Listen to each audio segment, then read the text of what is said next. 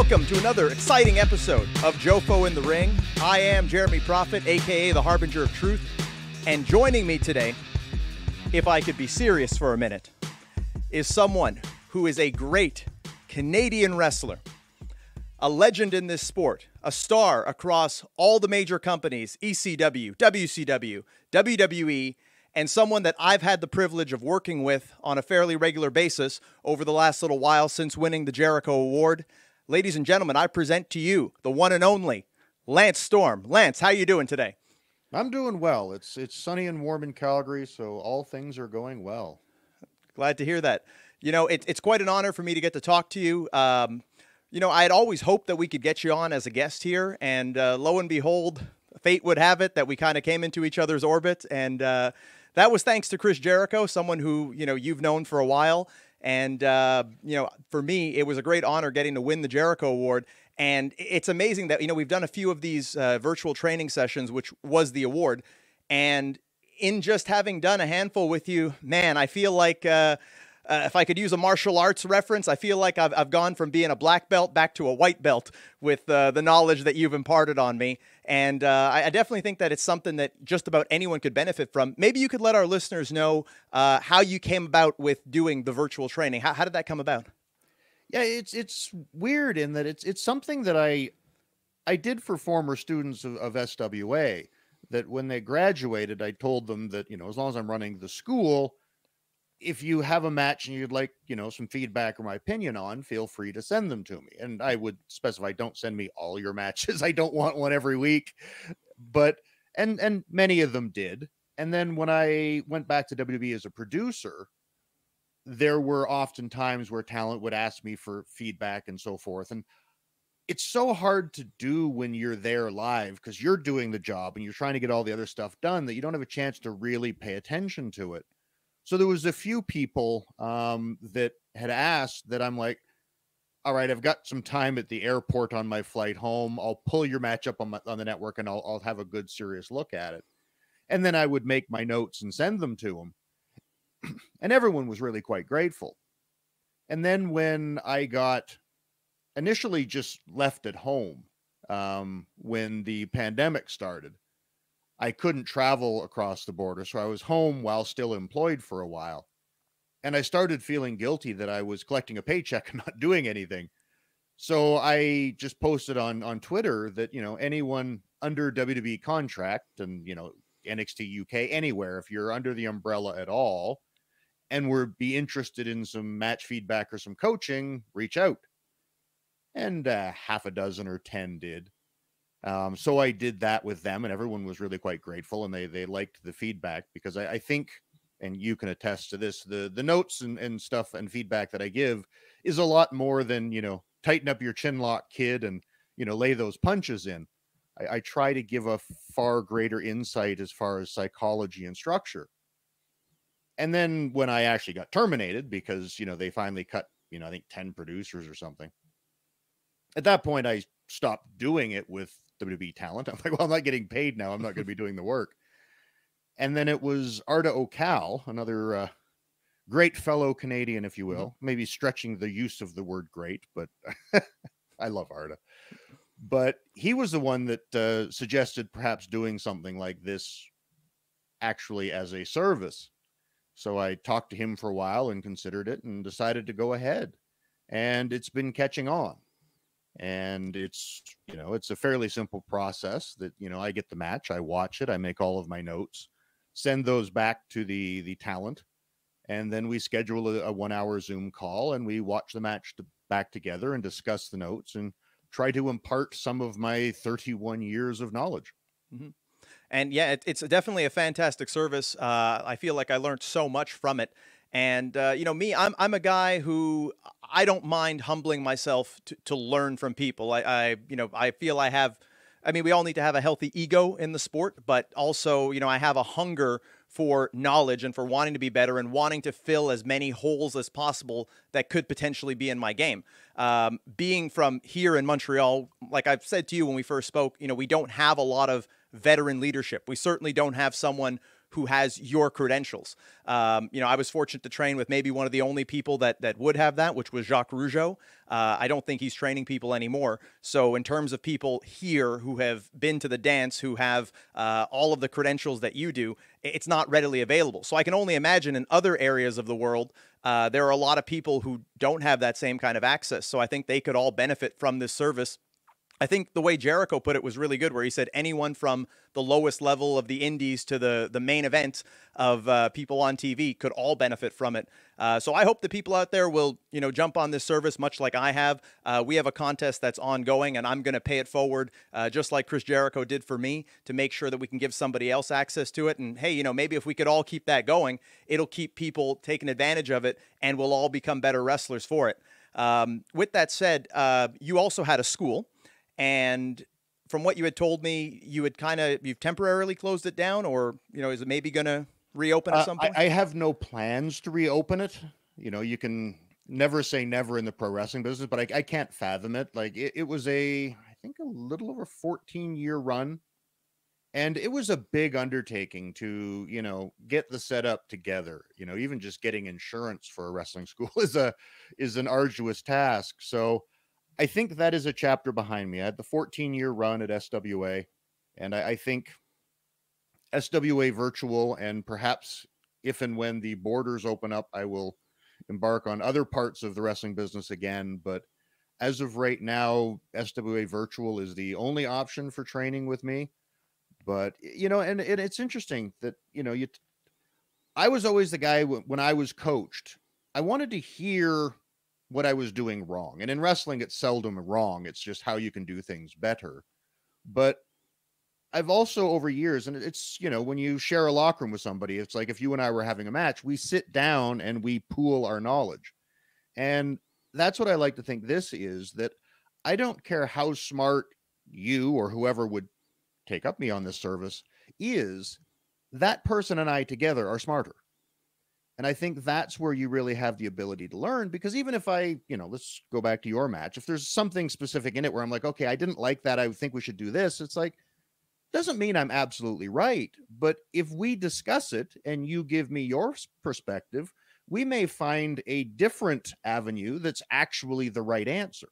Mm-hmm. And I think that's the willingness to accept knowledge and consider it. Like, you don't have to take everything I say as if it's carved in stone.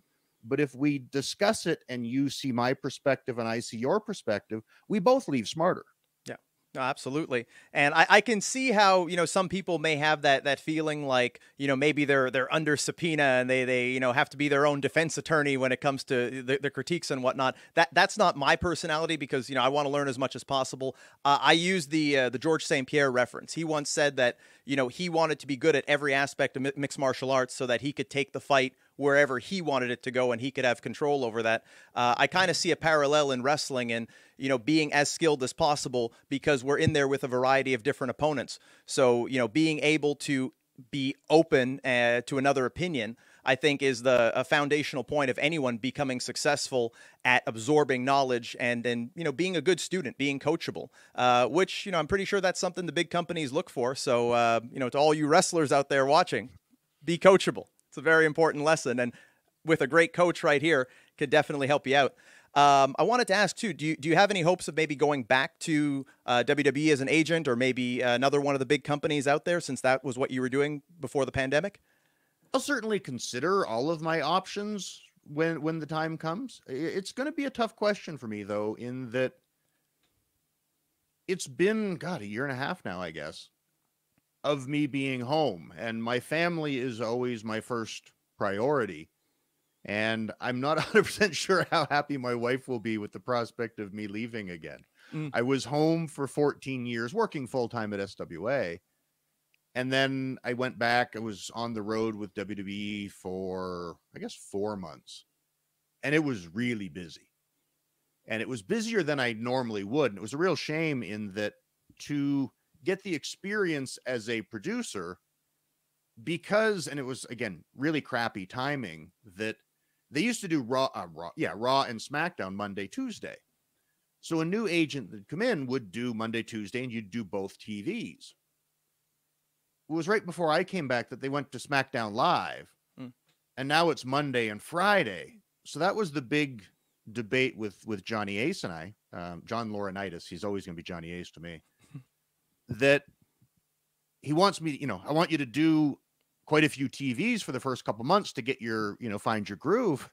But it's like, well, if I leave on Sunday to do TV Monday, come home Tuesday, I've got to leave Thursday to do TV Friday to come home Saturday. It's like, this is going to really suck.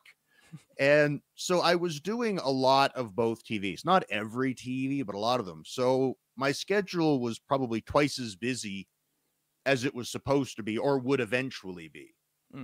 So my wife had to tough out me being gone a lot.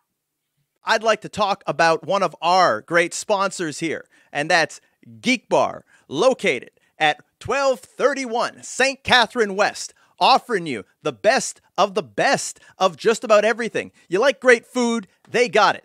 You can try the Burger Buster. As you can see that there, inspired by Blockbuster. You want Teenage Mutant Pizzas? They got that too. You can try one of my favorites, the Los Pollos Heisenberger, for the Breaking Bad fans out there. That's right. You want the best of the best, whether it be food, video games. You want to have a great time in a time where people need to be having a good time. You want to check out Geek Bar because they got the goods.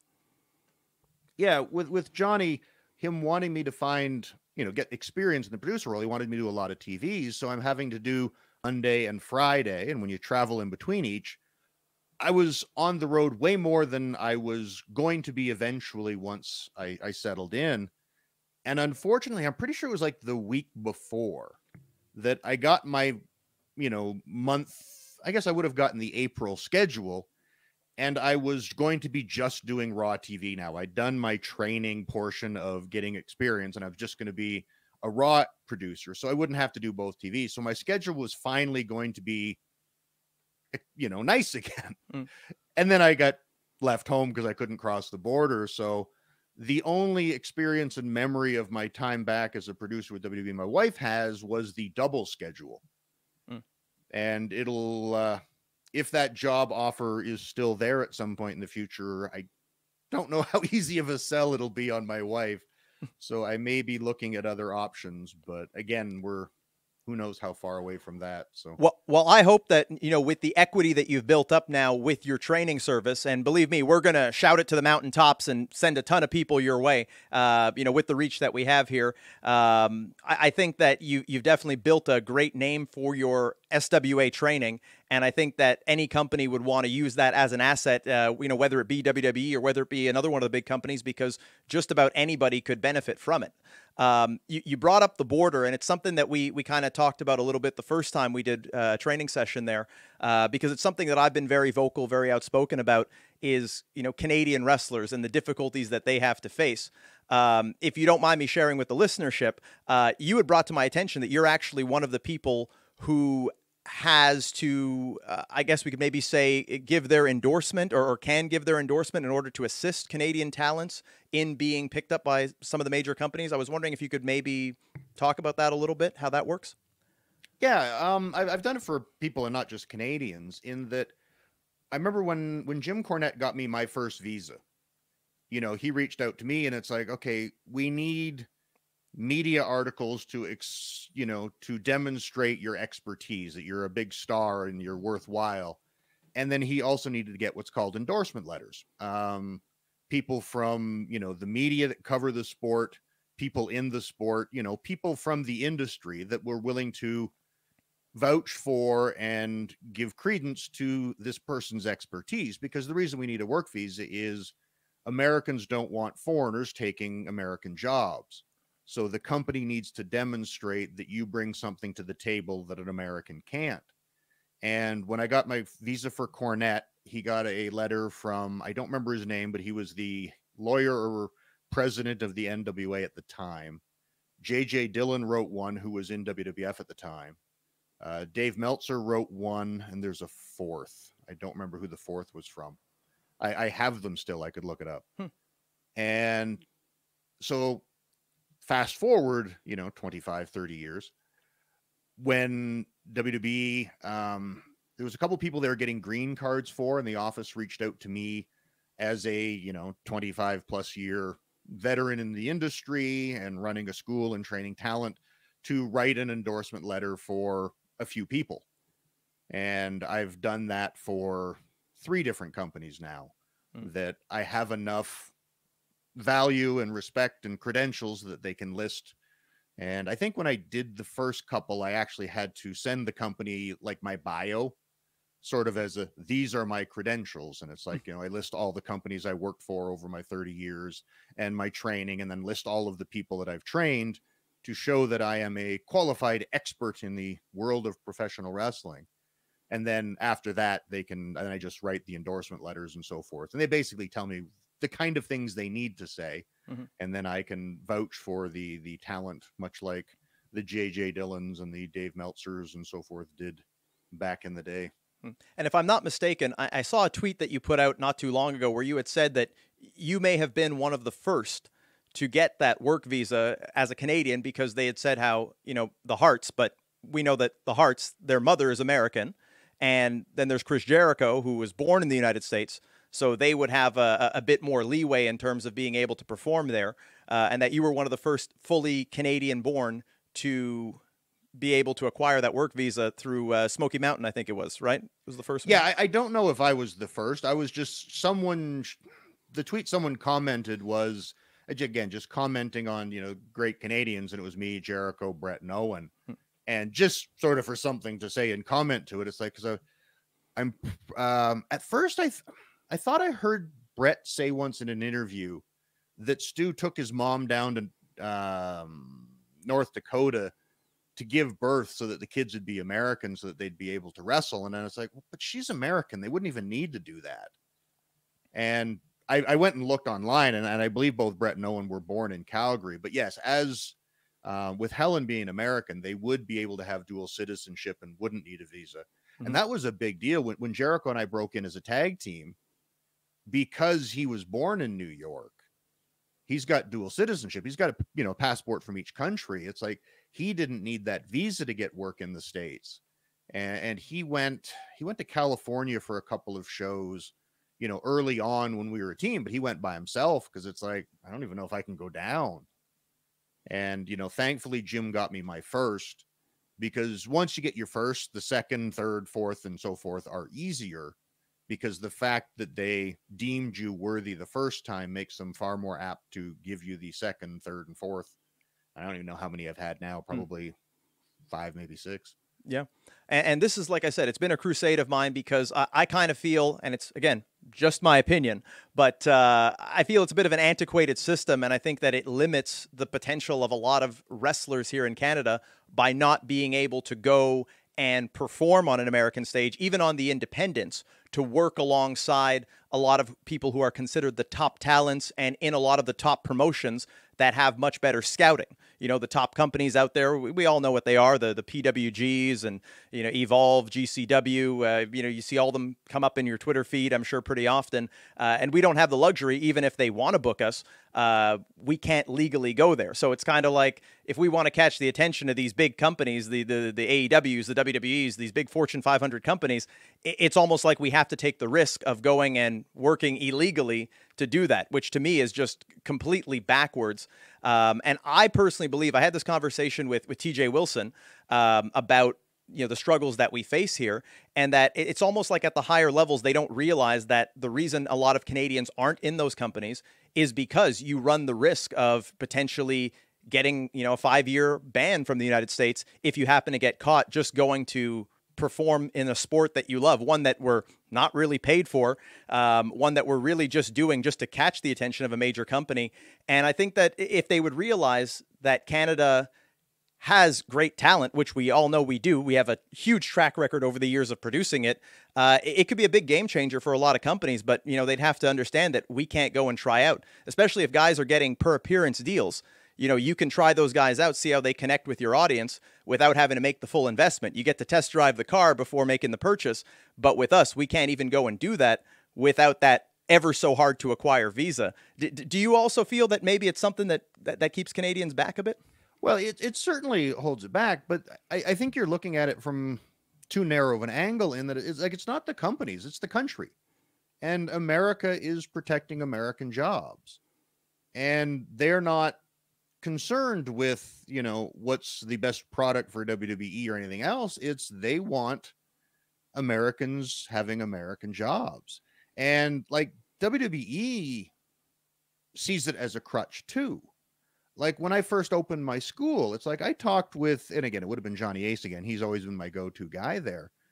But I've talked to him and Canyon Seaman, who's, head of developmental, with trying to come up with ways that legally work for more involvement with Canada. And, we had talks once, this was back in like 04, 05, with trying to see if we could make me a satellite training facility, because they were having difficulty getting, European talent over and other, because it was harder to get them visas to come in and train. Mm-hmm. And it would be easier if they could make it work where European talent and Canadian talent could come to me because of the Commonwealth connection. Mm-hmm. Visas would be easier. But then again, they've got that issue of, okay, now they have to look at liability, that if I am in fact affiliated with them, are they going to need to have their doctors there, their medical staff there? And we've had long conversations periodically over the years, and it just kept getting so much more complicated. So it's not that the companies don't realize it. It's not that the companies don't want it, but at the end of the day, they're an American company working in America, and the American government wants them to use as many Americans as they can. So it's a crutch from all sides, and it's certainly not the companies not realizing it. It's finding ways that are legally feasible and financially feasible, because again, at the end of the day, it also has to be cost effective. And this is where it sucks for us. It's so much cheaper if, there's just a dude in California, they have, 5% interest in. It's like, oh, let's just fly him to Florida for a month. We can pay him $500 a week for a couple of months, and we'll look at him. Yeah. But if they want to do that with you or some dude from England or some dude from Australia, it's like, all right, now we have to spend money to get a working visa and get all of this stuff cleared. And it's probably quite hard. Excuse me, I'm sorry. It's probably quite hard that if it's just someone they have a bit of interest in, producing enough paperwork that he's worthy of a visa. So it's a huge crutch for foreign talent, Canadian in particular, since that's what we're talking about today. But it's a huge crutch and headache for, the companies as well. And that's where, Impact before the border issues was sort of the shining light, I would say, for Canadians, in that they would do frequent tapings in Windsor. So it's like, you now have that opportunity to get on a company that, has their roots in the US, has television in the US without a visa. So at least if you can get on as an extra, or you can get down to be looked at and be used at those Windsor tapings, it's like, it's a foot in the door that you don't have to risk the border for. Yeah. And, I imagine there's a lot of, Canadian talent that are just, fingers crossed, waiting for WWE to come back with TV tapings up here for those few chances of getting to be an extra and at least getting seen. Yep. And I look at it as we have such a vast talent pool here in Canada, that when WWE did change their hiring practices to now being, we look at the extras at TV, decide who's worthy of being brought down to Florida, and then ultimately we make the decision if it's a yay or a nay. I look at it as, I have friends that wrestle in New England, in the Massachusetts area, and they get 6 TVs over the course of a year. Whereas I think in Canada, if I'm not mistaken, most of the time we're getting maybe 2, one out east and one out west. And so that's a huge talent pool to have to fill pretty much 4 shows. And now, I've been an extra myself on 4 occasions. I've seen between 6 people to as much as 15 show up as extras, but still, that's really only a drop in the ocean when it comes to the amount of talent from Vancouver to St. John's. I just think that there's something structurally there. Again, it's just my opinion, but I think that there's something structurally there that doesn't put a big enough magnifying glass on Canadians from a WWE perspective. I can't speak to how the other companies operate. It definitely sounds like Impact was giving more Canadians that opportunity. I know, having spoken to people in Ring of Honor, they would occasionally, they would do Toronto all the time, at least once a year, maybe more. And that's where they would look at Canadians. But again, if the companies, especially during a time like this in the pandemic, if they can't come here, there's no way for us to legally go there. And the other option is, really risky. And I don't think that it makes sense for any kind of a billion-dollar, multi-billion-dollar company to want people to work illegally just to catch their attention. So it's almost like we have to go to them. We have to knock on their doors. But I think if someone like yourself, could be in a position to be a scout, the Canadian scene fairly well, and, you had your facility, I think that could have been something that really, it could have helped a lot of talent throughout the Commonwealth. It came to my attention in doing my research because this is actually something that it's not just me on here ranting. This is a structured campaign because I believe Canadians are some of the best talent in the world, just that we don't have a big enough stage and bright enough spotlights to showcase that. I did notice that the visa system in the UK is actually a lot less complicated right across the board. From what I'm told, I think it's £90. Any promotion can pretty much make the request. And then you have your visa. You can work there for 3 months. It's not exclusive to any one company. So the way it works there, I think if that type of a system were in place, it would help wrestlers a lot if that was in the United States. Unfortunately, it's not the world we live in. But, I think that it's something that the more we make noise about it, and I'm damn sure going to make a lot of noise about it, the more it might catch the right people's attention. But I'm glad we had that conversation. I kind of want to get into a bit of your career because I know a lot of the fans would really like to, know more of that, specifically with ECW. So that was where I first discovered you, which was as part of the Impact Players, along with Justin Credible, who I've had the privilege of being on quite a few shows with. I actually was his tag team partner as well for a match. And, he's someone I think very highly of. Maybe you could let us know how ECW came about in your career. It was, I basically shadowed Jericho for my whole career, damn near. But no, it was a case of, it was on my radar that, again, obviously, and again, at that point, it was probably just, via the Observer that you're keeping track of all the different companies and so forth. But I was working in War with Jericho, and Jericho was, I think at that time, working ECW a bit. Jericho's only in ECW for like, half a dozen shows. But when Jericho had left War to go to WCW, I was starting to realize that, War was probably running into some financial troubles and may not be super long for this world. So I'm like, I want to start getting my foot in the door in the US. So since Jericho had worked for Paull, I called him one time. I was like, would you put in a word for me? He's like, he knows who you are. Just call him.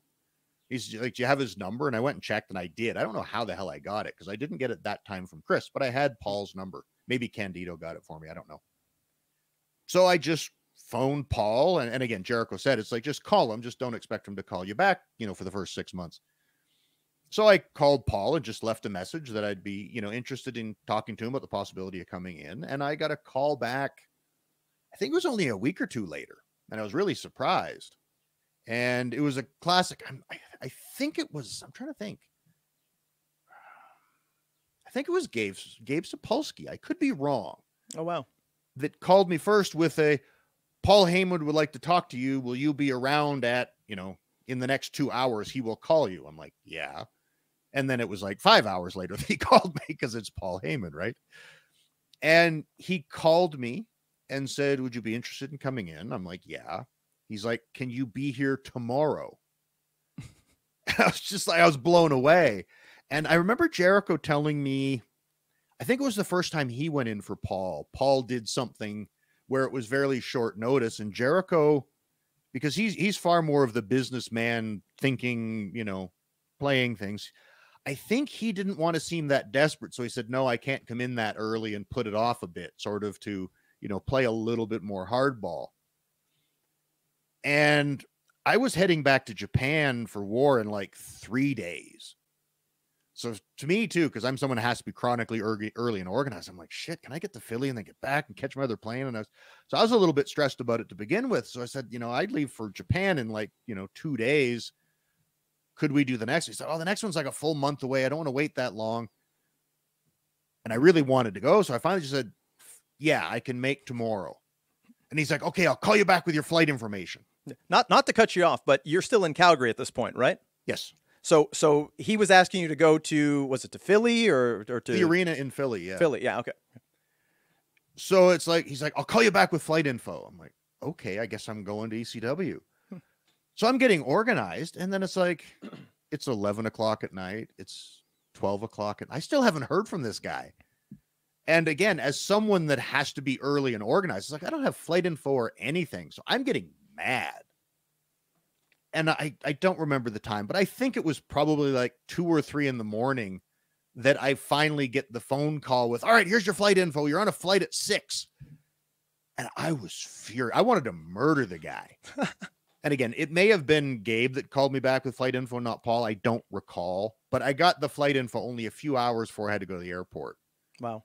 But I went and I flew down, and that's when I did the Balls Mahoney match, which was good for me in that I had worked with Balls and Smokey when he was Boo Radley. It was actually my last program before I left Smokey was with Balls.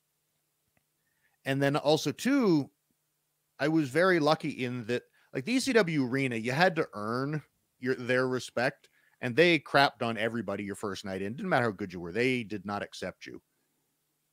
But there was a group of about 10 guys that had come in for Cornette's Fan Week for their Night of Legends Week, Golden Week in the summer in Smoky Mountain, that had saw me working with the Heavenly Bodies. And as a babyface, we did a lot of, a barbecue, a camp out, a bunch of stuff with this Fan Week group.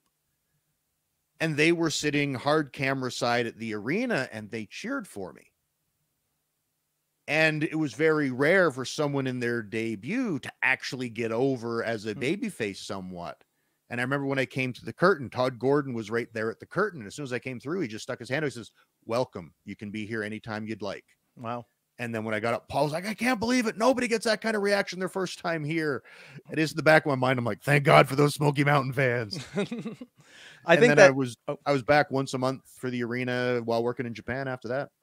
That's great. And I think the thing that stands out the most to me is that you were ready for that call. That, even though it was a last minute thing, barely 3 hours to put that together, get on the flight and get there, probably on very little rest also, you were ready to go. It's something that I preach on here is I always say I like to be ready yesterday. Don't need, if I get that call, it doesn't need to be, 2 weeks from now. It doesn't need to be, give me some time. It needs, I want to make sure all my tools are together so that, I can get on that flight in a couple of hours and be where they need me to be. So I think that was definitely something that, played to your favor there. What was the atmosphere like in the ECW locker room? We've all heard all kinds of crazy stories. Was it a really different feeling when you went there and you saw what went on, or? Yeah, it was. And again, I was very fortunate in that, and I had found out this afterwards, that the reason I got the call back from Paul so much sooner than most did is that Candido had been pushing me to Paul for quite a while based off our time together in Smoky, because we were really tight in Smoky. We lived actually in the same apartment complex. So he had been pushing. So when I get there, it's like Chris Candido's there, who, was a really good friend of mine that I hadn't seen in a little while. So it was like, oh man, hey, how you doing? So it was a real friendly atmosphere at first, all the time, but like just right from the get-go, there was a friendly atmosphere to it. But there was also a degree of chaos that I don't think I really had a chance to even feel what it was, because it was just walk in. It's like, hey, Chris, how you doing? And then it's like, oh, hey, Balls. It would have been, John, I think I might have actually called him back then. And then it's like, meet Paul Heyman and talk to him. And it's like, oh, you're wrestling him. You're on in 20 minutes. It's like, okay. Wow. So it was just a constant something happening the whole time that I never really had a chance to sort of let anything sink in. And then it was a case of, the match is over. It's like, I need to go back to the hotel and sleep. I haven't been to bed in 2 days. And I've got to fly out. I think I had a 5 a.m., 6 a.m. flight out the next day so I could get home with enough time to wash my gear, pack my bag, and get on my plane to go back to Japan. So it was just this chaos moment. But you're so right. And it was something that I always focused on in my career. And I know there was a lot of others when I broke in that didn't, and they were the ones that tended to not make it. That when they had a lot of bookings, they'd be motivated and they'd train and they'd, tan and do whatever they needed to do. But if there was a lull in the bookings, they'd kind of get down and they'd train less or they'd watch their diet less. It's like, I don't need to watch my diet on these shows. And it's like, but what if that call comes tomorrow? Yep. And I always trained harder when I wasn't wrestling, because again, however much energy I have, you know, say 80% of my day is wrestling. It's like, well, if none of that is taken up actually wrestling, it's like, well, I'm going to spend that 80% of my day at the gym, going for a tan, going to the fabric store, looking for new fabric to make tights. It was always do the other work when you didn't have the other, so that if that call came, and again, you know, you can be at your absolute lowest, no bookings, and all of a sudden that call comes. It's like when I went to Europe for Otto Vaughn's and CWA, it's like my barber got me booked. It's like the weirdest thing ever. It was just, I was getting Mickey's Barbershop. It's no longer there in Acadia in Calgary. And I'm talking to the barber and I'm telling him what I think he asked what I do for a living. And I'm like, well, I'm, trying to make it as a professional wrestler. He's like, oh, do you know Tokyo Joe? And I had heard of Tokyo Joe. Tokyo Joe Daigo. He had a New Japan agent that lived in Calgary, which was the connection with New Japan and Stampede. And I said, well, I've heard of him. I don't know him. He's like, oh, he gets his hair cut here. And I said to my barber, I said, if I left you an envelope with tapes and photographs and stuff with you, would you give it to him the next time he's here? And he said, sure. So when I got my hair cut, I ran home and I got my current VHS promo tape and a couple of 8x10s and wrote my little, I had my resume of who I was and contact info, stuffed it in an envelope, put Tokyo Joe on the front, and went back to the barber and gave it to him. And I think it was 2 weeks later, I got a phone call. Hello, this is Tokyo Joe. You want to go Europe 6 months? And I'm like, yes. And I was off to CWA. You never know where that call is coming from. It's an amazing story, and it's something that I live by, even especially now with the pandemic. It's the reason I got connected with Jofo here, with my childhood friends. It's the reason why, even though we have gyms that are closed here, I still manage to train even harder, get into better shape. Just putting that same energy that would otherwise be put into wrestling and into bookings into the other aspects of the game to be as sharp and as polished for when that call comes. It's great to hear that's something that you live by, and clearly the success that you've had throughout your career, it speaks to that. And as much as you said, Jericho was the businessman and he was the hustler, it sounded like you had quite a bit of hustle yourself there. But most importantly, you were always ready for that success. You lived that successful professional lifestyle before the success arrived, so that you were ready for it in an instant when it came. And that's, like I said, something that I live by. I think most wrestlers should, really. Well, even the invasion, the big run-in super kick in Calgary for the invasion. It's like I had about an hour and a half, well, maybe a little more than that. Like I had less than a couple hours notice that I was making my WWE debut. It's like, they bought us out in Nitro and basically said, yeah, go home and, sit at home. We'll call you when we need you. And at one point they called me with we're probably not going to be using you guys for a while. We'd like you to keep busy. So if you can take some indie bookings or whatever. I'm like, okay. And then I was told that all the talent was flying down to Connecticut to meet with Jim Ross to get talk about their contracts and their future with WWE. And they just told me, it's like, it seems silly to fly you to Connecticut. We've got Raw in Calgary next week. We'd like you to just come down to the show and have your meeting with JR then. I'm like, okay. And it was sometime late that afternoon that Johnny Ace comes up to me with, oh, you're making your big debut tonight.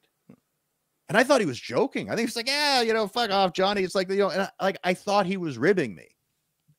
And he left. And then like a while later, Dean Malenko or a producer or an agent or something come up with, okay, we're going to do this, set this segment up. And I'm like, what? He's like, yeah, you're on the show tonight. I'm like, oh, Johnny was serious. And again, I had my tan on. I had, I was in great shape. And I remember when I got my gear on and stuff, I remember, oh yeah, Paull was commentating then. Paul Heyman being there. He's like, man, you're looking good. And I'm like, well, did you expect anything else? And he's like, no, but he's like, and it was, if I hadn't had my tan or been going to the gym, because it's like, WB is going to call me when, they figure out what we're doing. I'd have been pasty white out of shape guy making my Raw debut. And it's like, that's not going to happen. Yeah. And you know, it was quite a debut, and I kind of wanted to do a bit of a chronology because I absolutely loved your run in WCW. I know we started with ECW. We're at the Invasion here.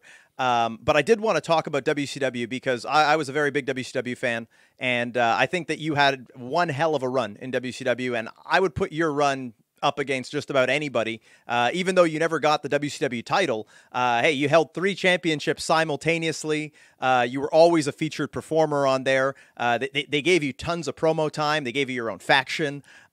You were the man when you were in WCW. And I actually feel like if people are familiar with your work but didn't see you in WCW, that's a huge cornerstone of your career. Even though it wasn't really long, it was still, you accomplished a lot in a short amount of time. You know, WCW, how did that come about, making the transition from ECW over to WCW? In a way, I got booked via a 15-year-old kid in Medicine Hat, Alberta.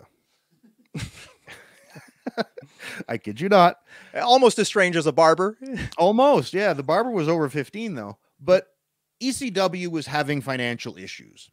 So I had, via Jeff Merrick, who was doing the law in Toronto at the time, had him just let people know that I'm not under contract in ECW and I'm open to working elsewhere if offers exist. And I got an email from some unknown fan telling me I should contact Terry Taylor in WCW because they'd definitely be interested in me.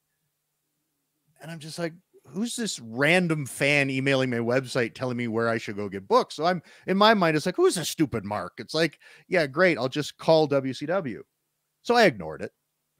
And then I got another one and I realized it was actually a forwarded email from Terry Taylor that and I found out afterwards that he was a 15-year-old kid, was sent to me. And it was just an email from Terry telling this kid, if Lance can legally talk to us, please have him contact me. We'd like to, but this was after the Mike Awesome jump and the lawsuit that they didn't want to be the first ones to reach out. And so I realized it was actually coming from Terry Taylor. I responded and said, yeah, I do not have a signed contract with ECW. I'd like to talk to you. And somehow we exchanged phone numbers, and I got a call from Terry Taylor the next day with, you know, can you be in Atlanta tomorrow? We'd like to talk. And again, I found out afterwards that this was just Terry Taylor's internet stooge, for lack of a different term, that somehow they had connected. And when this kid saw talent in Canada or wherever else that was making waves independently, he would, hey, Terry, you should look at this guy. And I guess Terry knew him well enough that he would look. And so Terry used him as a go-between to avoid breach of contract issues if I was under contract. So they flew me down to Atlanta to meet with Eric and Vince Russo a day or two later, whatever it was. And I met in a hotel suite. We sat and talked. Eric and I worked out contract terms, and then Russo and I discussed creative terms briefly. And then they took me to the office and I met with the legal department and negotiated a contract, and I was in WCW. And like I said, it was an awesome run. I think you did a great job representing Canada. I know a lot of people think of, you know, Bret Hart's heel turn and doing the pro-Canadian thing. But I feel you took that same gimmick, which you had already kind of started in ECW, you know, with the promos where you'd say that's from Calgary, Alberta, Canada. I hope I hit your cadence well there. But it was, you know, it was great. And they really gave you all the momentum to run with that, you know, the stable Team Canada, even the angle with Hacksaw Jim Duggan, where he renounced the United States of America and joined Team Canada. They were always doing great things with you. But the one thing I want to talk about was you won the United States Championship, won 3 matches in the same night, and then acquired the Cruiserweight title and the Hardcore title, or the Saskatchewan Hardcore International title, which I love that name, by the way. What was that like? How did that decision come about that, hey, we're going to just put all the belts on you? Well, it was a decision that was never actually made. It was as time went. And this is, again, Johnny Ace and I. Johnny Ace and I debuted in WCW at the same time. His first night in as a producer was my first night in, and he produced my segment. We both debuted at the exact same time. And it was funny because when I left Smoky Mountain Wrestling, Candido and I were negotiating. Well, Candido had started with All Japan, and I was going to come in that December for the Tag League tournament as his partner. And I had talked to Johnny Ace about setting it up. And then Candido ended up going to WWE, and my All Japan gig got canned. But I had stayed in touch with Johnny Ace for a while because he was the go-between. And then I'm on my flight to go to wherever it was a small, Des Moines, Iowa or someplace, for that debut. And I'm connecting in Denver, and I go to my gate, and there's Johnny Ace. I'm like, what are you doing here? And he's like, oh, I'm just, coming to Nitro just to see what the North American scene is like. I've been working in Japan a lot. Just wanted to check it out. I'm like, okay. And we chatted, and then I get to Nitro, and he comes up to me halfway through the day with, all right, I'm doing your segment, and you got to run through the crowd. Where do you think we should do it? And I just looked at him like, I thought you were just checking things out. He's like, no, well, I'm doing a segment. I'm like, okay. And he was pretty much my default agent for, the first, 4 to 5 months that I was there. And I believe, this is what Johnny told me, and I believe him, that my big push as Joe Canada, if you will, was a bet, in that Vince Russo, apparently in a production meeting, again, this is from Johnny, not, 100% fact, that he was, he's just a wrestler. What the hell do we do with him? Because I wasn't colorful enough for Vince Russo, apparently. And Johnny Ace said, give him to me for 6 months. He'll be the hottest heel in the company. And Johnny had just started, so he wanted to prove his value as an agent. And he saw something in me that he thought that I could do the more complicated finishes, the All Japan style that he was familiar with. So they agreed to give me to Johnny for 6 months. And then I got the phone call from Johnny. It's like, we're doing a U.S. title tournament on Monday. You're winning the thing. We need to decide what your finisher is going to be because you're getting a big push. And I had been using the half crab at that point just because the first match I won on WCW television was against Disco. And he's like, what's your finish? And I was like, I've never really had one. And I said, well, it's like at the time, it's like, well, I've got the rolling half crab that always gets a really good response. Or at the time I was doing the Gotch pile driver, more just because I was feuding with Jerry and it was his move. And I tended to use my opponent's finish as a, bit of an FU. Which would you rather take? And Disco's like, I'll take the half crab. So I beat him with the half crab. So that was my finish for the first couple of shows. And Johnny was like, I don't know if we can get all of these guys to tap. It might be easier if you have a pinfall finish. So we were on the phone for a half hour, couldn't come up with anything. And finally he's like, screw it. He says, I'll just make these guys submit. We'll just use their half crab. I'm like, okay. No. And again, I've talked to Disco afterwards, who was part of the booking team at the time. And he said, we put the U.S. title on you. It got a really good response. So the following week in the booking meeting, it's like, what else can we do? And they're like, and I know I was planned to work Big Vito, who was the hardcore champ at the time. And originally on one of the shows, I was going to defend the U.S. title and beat him. And on the other show, I don't know which was Thunder, which was Nitro, he was going to defend the hardcore title and beat me. And in that production meeting, they thought, well, Lance got a big response with the renaming the U.S. title, Canadian title. It's like, what if we put this belt on him too? And that decision was made, a couple days before Nitro, that it would be I don't know if we did title for title, whether it was just the hardcore title, but I beat Vito for the hardcore title on Nitro and then beat him again in the rematch on Thunder, I think. And then it was just the next week. It's like, wow, that was pretty cool. That's getting a lot of buzz. What else can we do?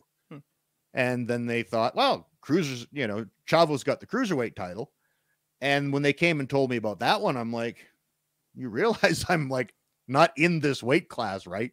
Like, it doesn't matter. We'll just do whatever. And I think I was the one that suggested, it's like, well, maybe we can make a story out of it that I immediately change it to kilograms so that the Americans are confused and don't know how heavy I actually am.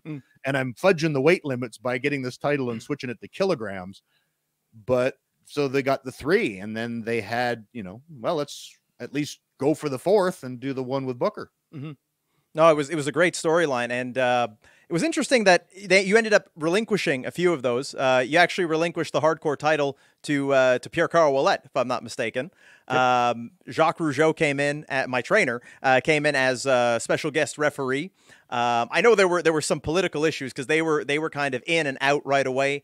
I had heard a story that they had approached Jacques about working with Ernest the Cat Miller, and he kind of bucked on doing the favors, and then he was kind of shown the door there. Do you have any insight as to how that went down? Oh, yeah. No, I know the whole story. And this is where I have a lot of respect for Jacques because, again, they brought him in and we did the program. And again, I gave Elix the cruiserweight and I gave Pierre the hardcore.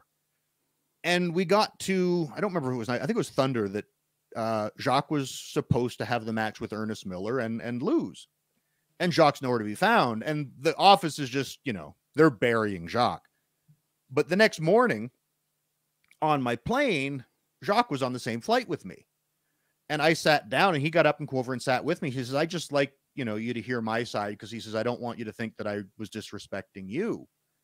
And when he was in WCW before as the Fabulous French Canadians, they got beat a lot their last run. And Jacques had started up his group in Montreal. And he said it took him a long time to build up the company and his credibility again. And when they called him to come in for New Blood Rising, that was the one condition Jacques said ahead of time.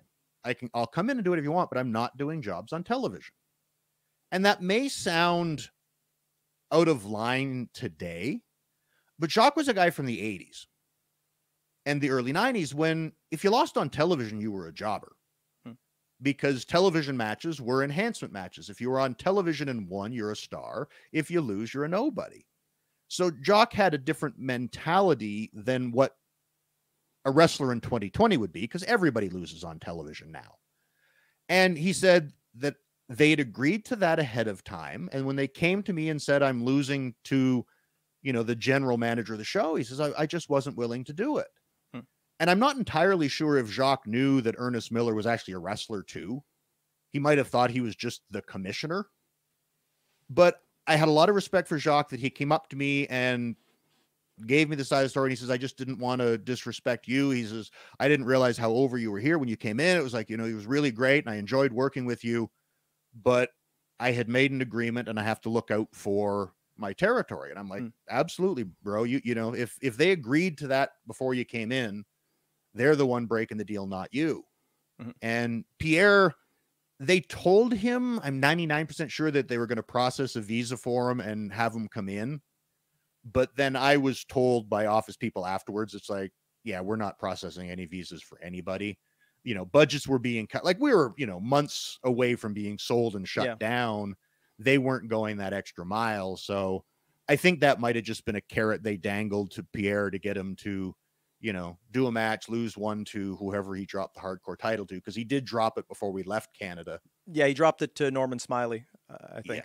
Yeah. So that was probably just a false promise they threw at him, hoping that he would, do the honors before we left. And he did. And he was cool too. But I had spoke more to Jacques and I appreciated that he actually came up to me and let me know what the deal was. Yeah. No, it's good to get your perspective on that story. And, Jacques did pretty well for himself after, ran a successful company, trained a lot of great wrestlers, myself included. And Pierre's going just as strong as ever in Ring of Honor. He had a title reign at 52 years old. And, I think he's probably going to wrestle till he's 100 at the rate he's going. But getting back to WWE now, you come in during the Invasion. You win the Intercontinental Championship fairly quickly into that run. You go on to have a lot of great matches. I actually watched your match with Kurt Angle, which would have been, I think it was from August of 2001. You guys had a great match on SmackDown. And, you had a lot of great matches throughout that run. I mostly remember your run when you were part of the Un-Americans or the Anti-Americans, which I think it was you, Christian, and Test originally. And I think the group eventually morphed into you and William Regal as a team. What are your thoughts on that run when you guys got to play almost like another version of Team Canada, but a very hated heel group that for the most part was the focus of a lot of the shows you were part of? A great connection here in that the Kurt Angle thing, he was a heel and had just turned babyface. And I don't know whether another top babyface had turned or got hurt, but they needed to step Kurt up big time as a babyface. And he was doing a lot of the comedy before that. And it was Johnny Ace again, who came to me with, they really want to light a fire under Kurt as a babyface here. So I told them, you'd be the guy. We want you to do the Canadian gimmick for the first time in WWE, because we were in Washington, D.C. He opened the show with, the Pledge of Allegiance to get the Rah Rah USA stuff behind him. And he says, we need a tight action-packed match here. We really need, something big here. And he was the one that, I guess it went to bat and suggested me to do it. And so I was like, cool. And it was the only single Kurt and I had, and I really enjoyed it. And I thought we could have done more if they had let us, but he was on another higher shelf than I was at the time. And so we had that match, and I wouldn't be surprised if that was what Vince saw that thought, oh, hey, maybe we could do something with this. And then the Un-Americans came from that. And Brian Gewirtz, now the Un-Americans was a Vince idea. He even wrote many of our first promos Vince wrote. And I remember there was the one backstage, or it was in ring segment, when they were talking about the name, and they had kept telling us it was going to be the Anti-Americans. And I didn't like it.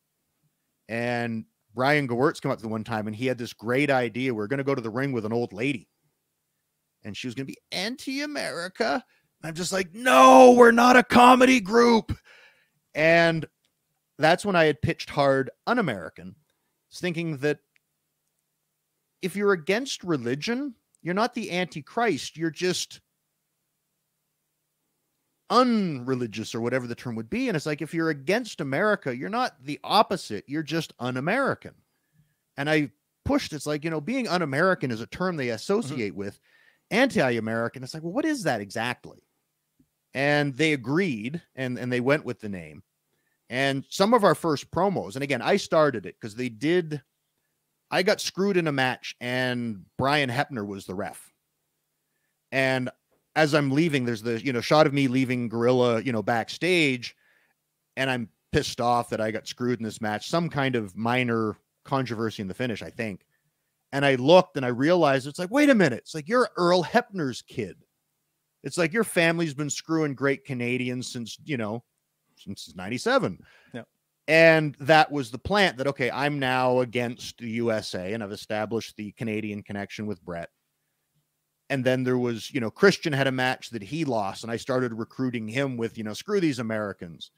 And then we got Test, and the original plan was a foursome with Jericho. And it was going to be like the Canadian Four Horsemen. Jericho's our Flair, Christian and I are Arn and Tully, and Test is our either Barry Windham or Lex Luger, or whichever generation of the Horsemen you prefer. Or Steve McMichael. Sure. Yeah. Not Paul Roma.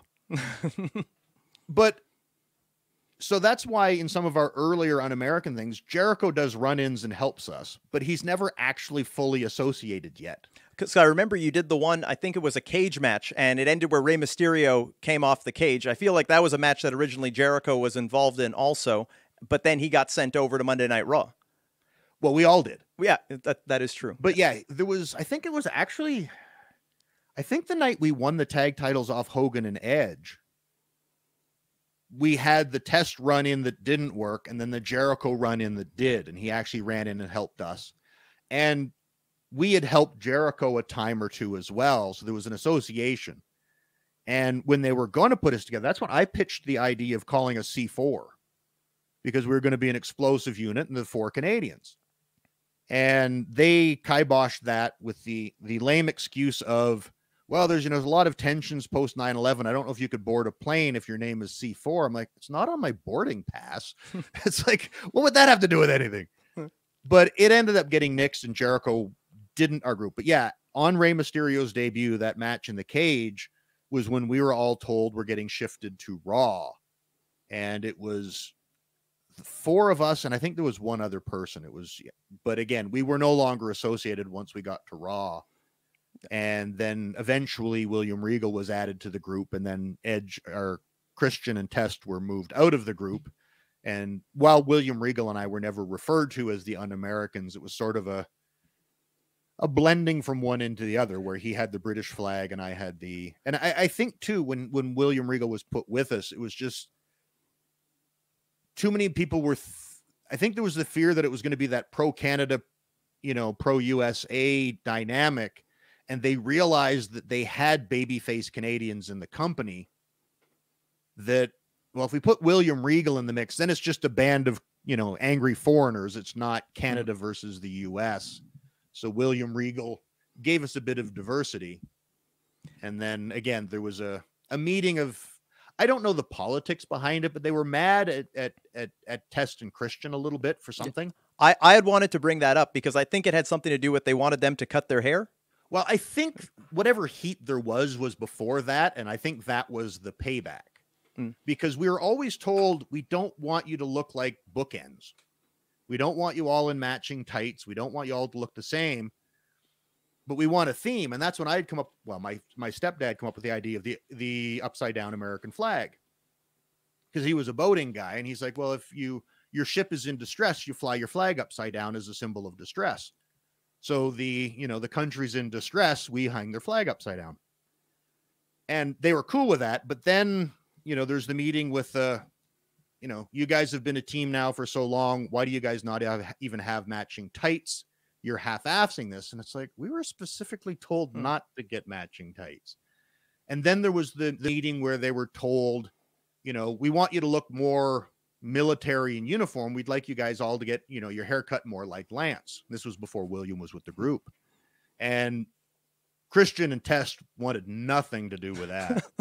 Like Jay was willing to cut his hair, but he didn't want to go full buzz cut. And Andrew, God bless him. I love Andrew. And I've told this story many times, but I even told it to his sister and she laughed. But Andrew was very into his appearance. And in the meeting, when they told him to get his hair cut and perhaps even like mine, he's like, Vince, he's like, I have a life outside of wrestling. I can't look like a fucking idiot. And he looks at me and says, no offense, Lance. And I just laugh. And it's like he's continually saying how I can't look like an idiot. Like, no offense, Lance. And the thing that I love about Test is he honestly didn't mean offense and probably didn't even notice that. How could I not take offense with, if I look like Lance, I'll look like an idiot. But that was just Andrew, and I chuckled about it. And at that point, we were pretty much, actually, William Regal was in the meeting. So he was there because at that point we were told the Un-Americans have run their course, and they said that they still saw something in William Regal and I as a team. So we would stay together and continue to get pushed, but Christian and Test would, be repackaged. We will find something for you, which is, we're mad at you, so we're not booking you for a while. And it was, and this is something too with Vince in particular. It's like, if he says he wants you to do something, it's like, you're going to end up doing it whether you like it or not. And it was like, they didn't cut their hair. They broke us up. And it's like, they both got their hair cut before they moved forward. Yeah. And funny enough, they both looked better with it. but Christian got real lucky that they were doing a tag team ladder match and they needed a partner for Jericho like a week later. And Jay was the obvious choice. So they're like, reluctantly put him in the match. And then it was awesome because, Jericho and Jay are awesome together. So they just like, oh crap. And he ended up getting put into a program with Jericho and got the tag titles next. And it's like William Regal and I were like, I thought we were the ones that were going to get the push, and he had heat. And then, Test did a dozen jobs on heat and then eventually cut his hair and got a push again. Yeah. And William Regal and I did eventually get our run, which was, financially my most successful run in WWE. I really liked working with William. Oh, good. I was going to say too, because, you said a great quote there that if Vince wants you to do something, you'll end up doing it, which makes me think to the end of your run when they made you do that dancing, fun loving kind of gimmick. How did that come about? Was that something that they wanted to do with you, or did they just want to just go in a completely different direction than anything they had seen you do before? To be honest, and again, I have no idea. Part of me thinks that because it was a fair bit before that, but not a lot, there was something wanted me to do, and I'm like, yeah, okay. And it was, again, I think it was just a quick job of something to Mark Henry or whatever. And Pat Patterson came over to mention to me. I'm like, all right, Kurt, whatever you need. And he's like, you don't say no to anything. I'm like, well, I do my job, Pat. He's like, oh, I really respect that. And then it's like, I think at that point they were curious to see how far they'd have to push me before I sent no. I could be completely wrong, but that was when I'm trying to think of the order of things. I think the boring was first. That, Dean Malenko first came to me and said, just a fair warning, this has been mentioned in production meetings. And I'm like, oh, Christ. I think Edge was off hurt, so I called him with, oh, man, you won't believe this. He's like, oh, that sucks. I'm like, yeah, it does. But when we started it, it was with Steve Austin. Like, even Austin went through backstage. He said, oh, they're going to strap the rocket to you, kid. And, if any help I can give you. And I'm like, all right. And I'm, the program started with Austin. So I'm like, must be going somewhere. They're not going to waste Steve. And actually where it was supposed to go would have been great, but it got sidetracked right near the end. But then Dean came with, just a heads up. They, Vince laughed in a production meeting at the thought of, oh, wouldn't it be funny if Lance was a human tripod? And it was like, oh, now he's going to have a large penis. And then the dancing thing came, I think, is just a miscommunication with Jack Lanza. That it was just supposed to be, the way it was explained to me from Brian Gewirtz, was an end zone dance. And I'm going to win, and I'm going to show excitement for the first time, slam the football down and do an icky shuffle type of celebration. But on the piece of paper, it said dance. And when it came time to the show, Jack Lanza was my agent, and he came over to me. He's like, oh, it says here you're going to dance. Is that like an Arthur Murray gimmick, or what are you doing? And if you're young, look up Arthur Murray's School of Dance. It was like ballroom dancing. And I'm like, no, I'm just supposed to celebrate like I'm in the end zone. Well, it says here you're supposed to dance. And I'm like looking for Brian Gewirtz with save me, Brian, but he's doing something far more important. And it turned into a dancing gimmick. But, and then, then there was hey, we're going to go the porn angle. We're going to put you with Val Venus. And it's like, I really sensed that they were trying to see if they could make me say no. But rather than say no, I said, how about just make me a trainer and get me out of this bullshit? Well, it showed how good of an employee you were, a company man. I think, people like Glenn Jacobs, like Kane, gets a lot of praise because as him being someone who never said no to any kind of an angle and, still managed to pull off the aura of Kane, the monster. But, still, at the time where you did the Un-Americans with the flag and everything, Kane started to show more personality and be funny and that kind of thing. And I think he was on fire as a babyface with Chicks Dig the Mask. That was no pun intended. Yeah. Oops. Which, if I'm not mistaken, I think you guys drew a monster rating when you did that flag burning where Kane returned with the half mask. I feel like I remember reading that did like a big, I don't know, quarter hour they call it. I think they put you guys on right in like the big time slot there, the 10 o'clock time slot for the flag burning. And a lot of people believed you guys were really going to do it, and it was going to be all over the news. It was going to be on CNN and stuff. I vividly remember that, and I think it was really well built. And the way Kane came in and made the save, I think that was the that lit the wick for the flame that carried Kane to one of the best runs of his career. But getting back to that angle with Austin, I mean, I personally didn't like it, the idea of him coming out and saying, that you were boring. I know a lot of other fans, didn't really like that because we knew you from ECW and WCW. We knew you were anything but boring. I mean, at that point, between Austin's two bad knees and his bad neck, you were more of an athlete than he was. But, I guess it speaks to you being a company man. And the thing was, and again, it got sidetracked a little bit, but when they first did it, and after that first week, I went to someone, it might even have been Vince, and just expressed I think we're a little off on this, because I don't know if it was the original plan, but where I pitched it there, and they agreed that it was supposed to be a shut up and wrestle gimmick. And the idea was going to be, moving forward, and we started right afterwards, was I was going to be a boring promo. And it was going to lead to, again, Austin with, banning me from the microphone. It's like, kid, just shut up and wrestle. You're boring the shit out of me when you talk. But I think part of it got sidetracked because Jerry Lawler didn't do production meetings. And Jerry Lawler, he liked to just, he always said he did it better if he didn't know what was going to happen.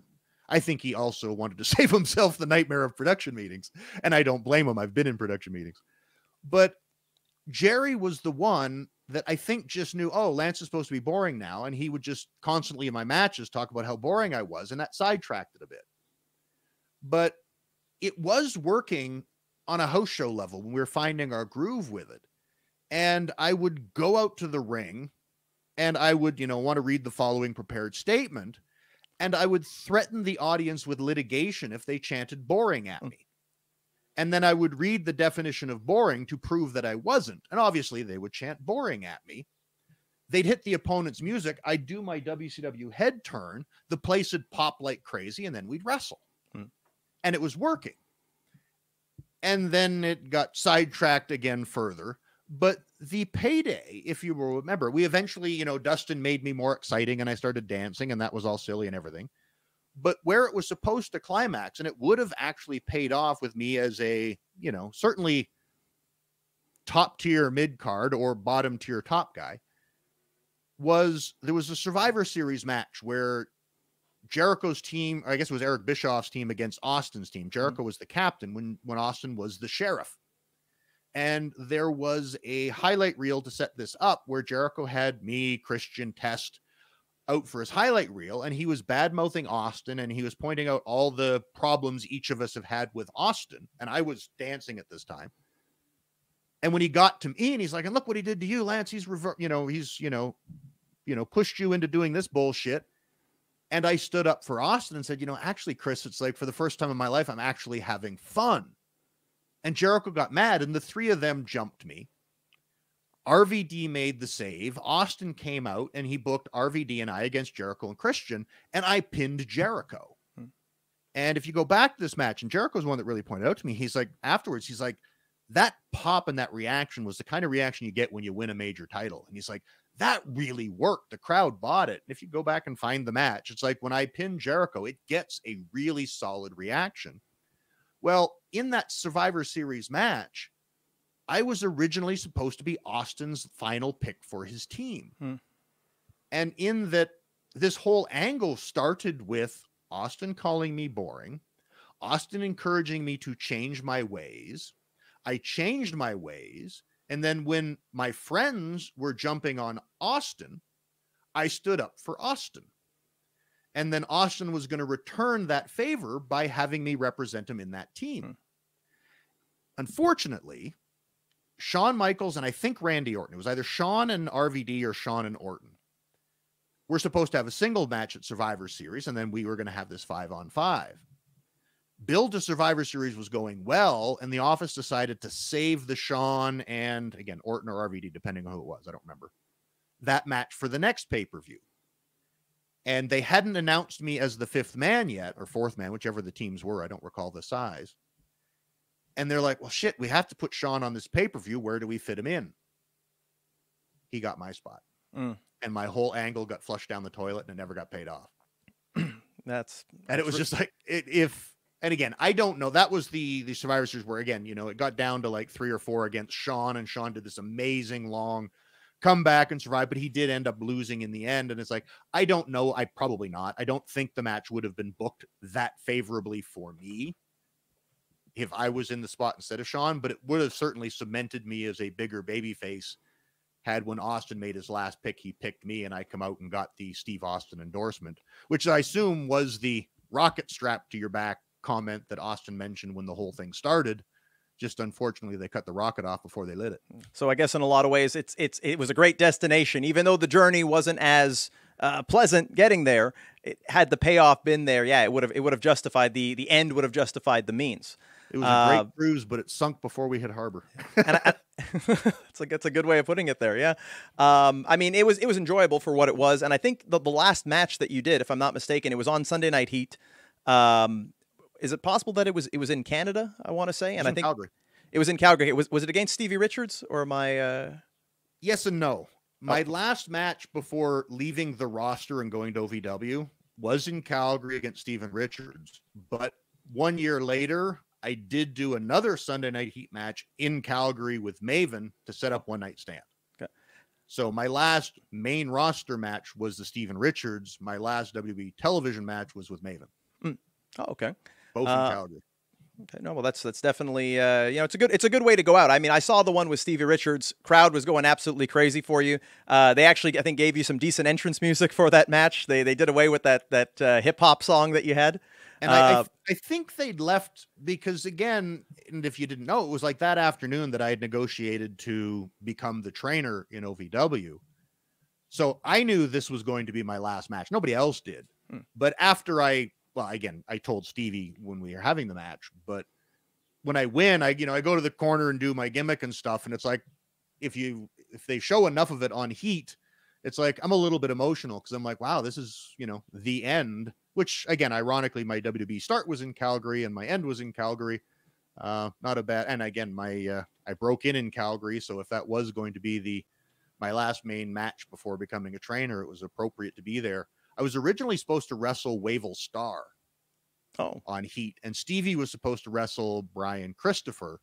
It was Brian Christopher's first night back in the company, and Stevie asked if he could switch and work with me instead, and got it switched, so I worked with Stevie. Yeah. No, and it was a hell of a match. You really poured your heart out in there, and the crowd was definitely receptive to it. I think it was a fitting end. It may not have been an exclamation point on the end of the career, at least from a TV standpoint, but it was one hell of a match to go out on. And you're sorry to interrupt, but it's like, I think it might have actually been also my first WWE match in Calgary. And because again, I did the Invasion run in the first time, and the next TV taping we did a year later, I did all the local media for. So I'm doing, radio, newspaper, local television and stuff.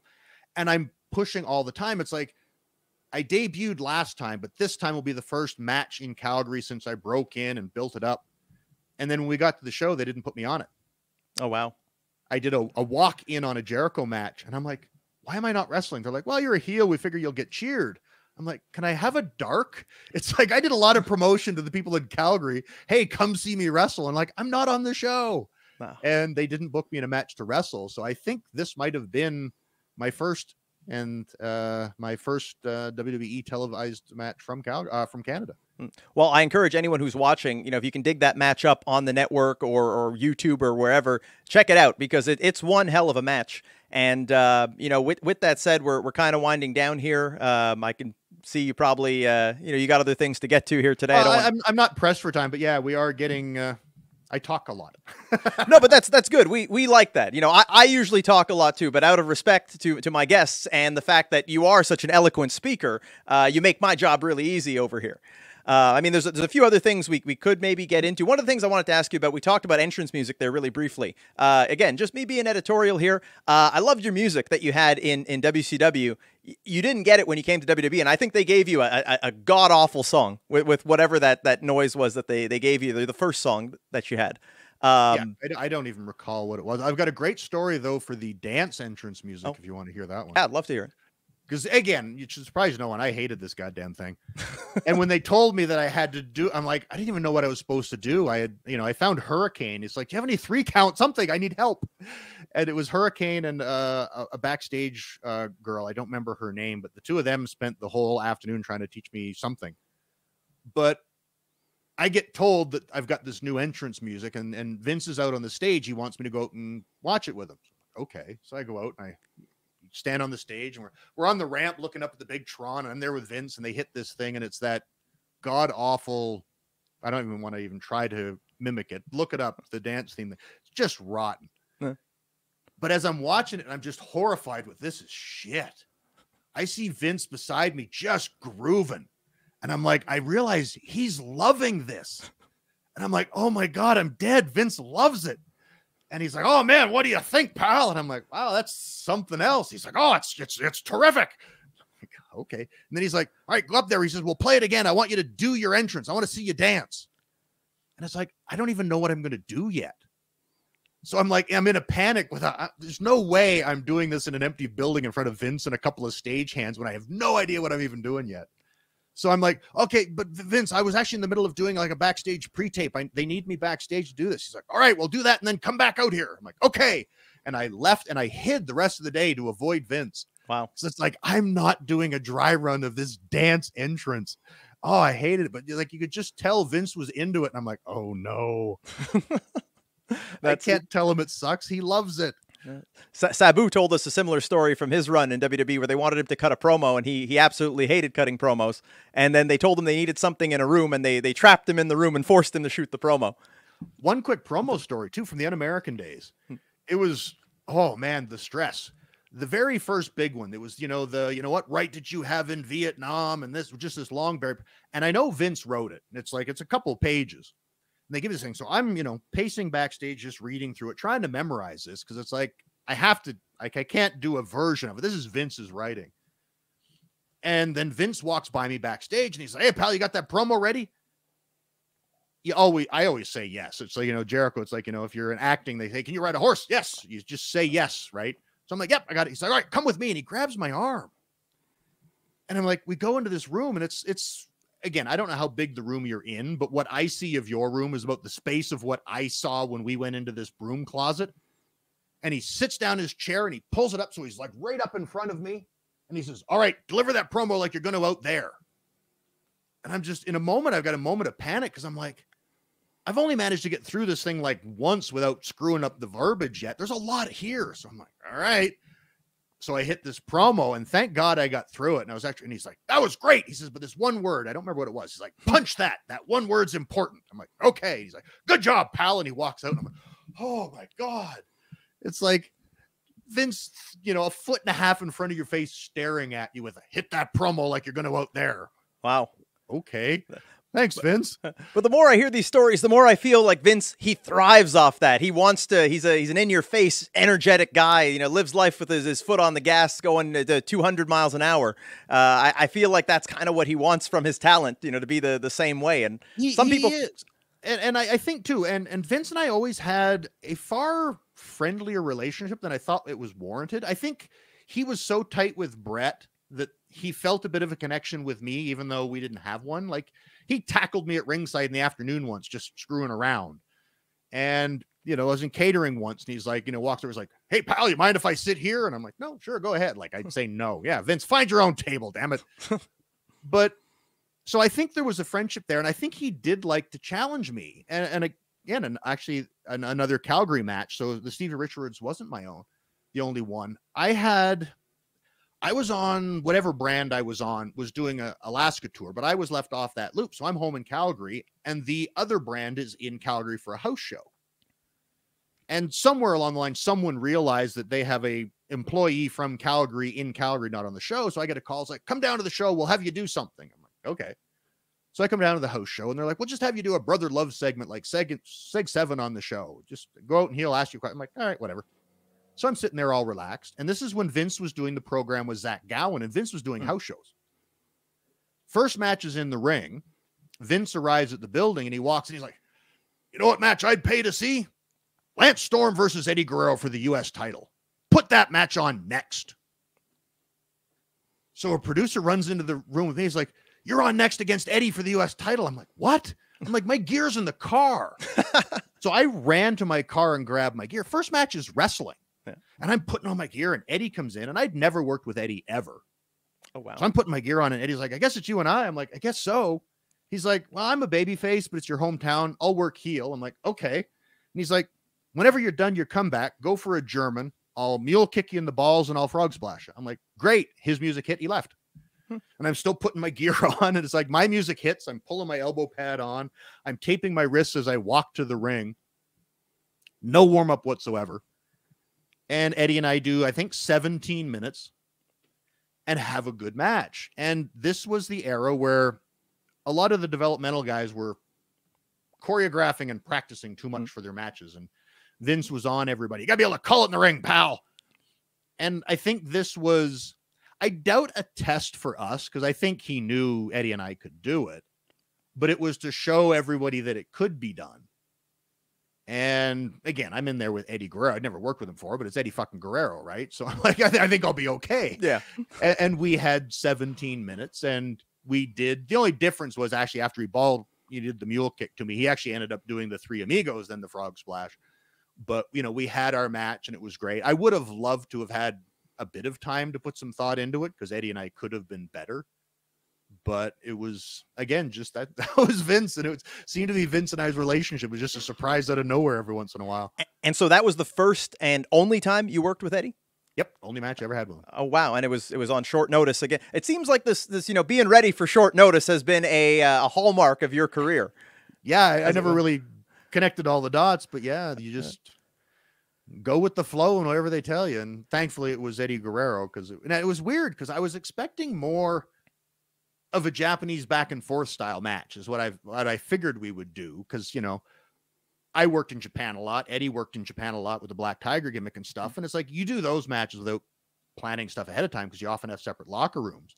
But when we got in there, Eddie just started doing more the North American style. He's the heel. He's calling the match. I'm like, all right, I'll listen to Eddie Geurrero. It's like, yeah. And it worked out great. Wow. No, that's again, it's a credit to being ready for anything they could throw your way and not saying no. I mean, I can't imagine anyone would want to disappoint Vince McMahon in that kind of a situation. I mean, what the boss wants, the boss gets. You know, whether it's what you want at that time or not. So, you know, yeah, good to see that you were always ready. I think you've been a great representative of Canada. I'm sure you've inspired tons of wrestlers, myself included. I was a big fan of yours, as you can probably tell through the times that we worked together. I'm, in general, a big fan of Canadian wrestlers, yourself, Bret Hart, Chris Jericho. You know, I was probably one of the biggest Jericho fans when I was younger. And, you know, one of my dreams actually right now, having been bestowed the prestigious Chris Jericho Award, is I'd love to be able to get on Talk as Jericho at some point. Maybe next time you talk to him, say, hey, you know, you're Jericho Award winner there. You know, he'd like to come on your show sometime and talk about what's going on here in Canada and help to shed some light on the great talent that we have here. This is actually the Great North Wrestling Canadian Championship that I'm a three-time holder of. You know, one of the many belts I've held over the course of this 15-year career. But yeah, you know, always proud to represent Canada, hoping to follow in your footsteps, you know, whether it be on a big stage or a small stage. Love this country and want to see the talent here get their just due. So yeah, with that said, I appreciate the hell out of you for coming on here, and you should probably let our audience know how they can get in touch with you, where they can follow you, any projects you have coming up now. I just want to turn the floor over to you. All right. Yeah. Thanks. You can follow me on Twitter at Lance Storm. I'm on Instagram at Storm Wrestling Academy. I'm far more on Twitter than Instagram, so that's your best place to go. As far as the virtual coaching, all inquiries can be sent to swavirtualtraining@gmail.com. All inquiries. And again, match feedback and breakdown. It's $125 US, 3 for $300. If you're interested, and again, it's very in-depth coaching and a good long Zoom session. And it's like, I believe I can up your game. So if you're interested, I'm also open to, I've done a couple of group seminars for schools where I've done a match for them, or even just seminars. So all inquiries, I'm open to all possibilities. swavirtualtraining@gmail.com, and follow me at Lance Storm. Yep. And Lance, as you can see, is a very modest guy, but take it from me, who is anything but modest. This training is something that can take your game to the next level. Believe me, all of you out there, you all need it. Whether you're, you know, waiting for your Hall of Fame ring, or, you know, you're just getting your first bumps in a wrestling ring, this can benefit you. It has benefited me tremendously. And I am going to work with you again I'm going to work with you as much as possible. I got nothing else better to do here because wrestling is on lockdown in Canada. Hopefully that changes. But, you know, I plan on continuing to work with you, even if just for the fact to get to pick your brain on a number of things. But definitely there's a lot of great service there. There's a lot of great knowledge to be attained. So to all of you out there, you know, you want to work with this man, I think you should take him up on his offer. It's very reasonably priced, and it's a great investment in yourself and in your career. With that said, we're also running a contest, so we're going to be giving one away. And, you know, we'll probably run another contest again because I want to get as many people working with you as possible so that they can learn and it can help improve this great business. So like you said, you know, you want to follow him on social media, shoot him an email, swavirtualtraining@gmail.com. Is that right? That's the one. Yep. All right, good. I had to call it on the fly like you and Eddie Geurrero, but managed to get the spot right. Always be ready, kid. And another thing I saw too is, you know, if you follow him on Twitter, you'll see that he had recently made some appearances on Corner Gas, the animated Corner Gas as well. Yes, I actually was the guest star of an episode, which was a lot of fun for me as a huge Corner Gas fan. So yeah. It's funny because I run into people on the streets, like, you know, back when gyms were open, not really when gyms were open, but I work at a gym in my day-to-day life. And so one of the people who was training there, they said, oh yeah, I saw there's going to be a wrestler on Corner Gas. And it actually turned out to be you. And you know, my favorite part is about your character on Corner Gas is that one actually has the traditional Lance Storm crew cut. I got rid of that a while ago. No, well, bald is beautiful. Looks very good on you. And, maybe I might change up my look one day and, sport the old un-American militant look that Vince wanted Test and Christian to have. Who knows? Who knows what the future holds? But with that said, I appreciate the hell out of you for coming on here. Look forward to working with you again. And, if ever there's anything you need on our end, here at Jofo, we always have the backs of everybody that comes on. So you want to plug anything that you want people to hear about, you can see I got a big mouth and I love using it. So, I'm happy to reciprocate the favor for you gracing us with your presence. With that said, ladies and gentlemen, this has been another outstanding episode of Jofo in the Ring, joined by Lance Storm. This has been Jeremy Prophet, the harbinger of truth, the man who speaks the truth, the whole truth, nothing but the truth. And if you can't handle the truth, you definitely can't handle the prophet. But also remember, if I could be serious for a minute, that wrestling is life.